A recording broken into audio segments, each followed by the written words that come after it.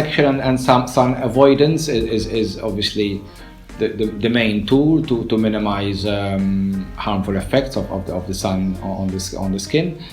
We talk of a package, because a lot of, when you mention the word sun protection, everyone goes for sunscreen, sunblock. I mean, it's not the only factor. I mean, it's an important factor, obviously, and an important part of the package. But there is avoidance, so one has to make an effort to avoid being out in the sun during the peak hours, and we're talking of between 10 and 4 o'clock. Those are the peak times, and especially in spring and summer.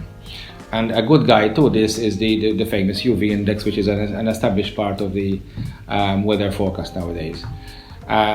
Anything from UV index from 7 upwards, it means you have to take cover, you have to protect, you have to avoid being in the sun, etc. In the winter months, when it's sort of 5 or under, it's not such a big issue to protect and prevent sun exposure. But spring and summer, for sure, especially in sunny Malta, we're talking about a good 6 months, people have to really take care and do their best to minimize exposure, and also covering up, and not just with sunscreen, as I said. So proper clothing which covers as much of the skin as possible in daytime, and then in the evening you can do whatever you like. But in the daytime you have to try and cover as much as possible with proper material which is not see-through as much as possible. So if you can wear a short sleeves top, it's better than wearing a sleeveless top.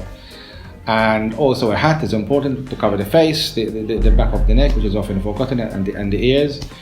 These are often forgotten areas. And sunglasses are a good pair of ideal polarized sunglasses, because UV rays is also another cause of cataracts.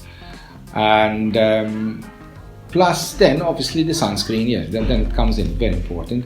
And sunscreen to cover the exposed parts of the body. One thing I'd like to emphasize also is that a lot of people spend a lot of time in the car nowadays, and especially with traffic jams, with the congestion that we have, and exposure in the car is a real issue, and people underestimate this issue.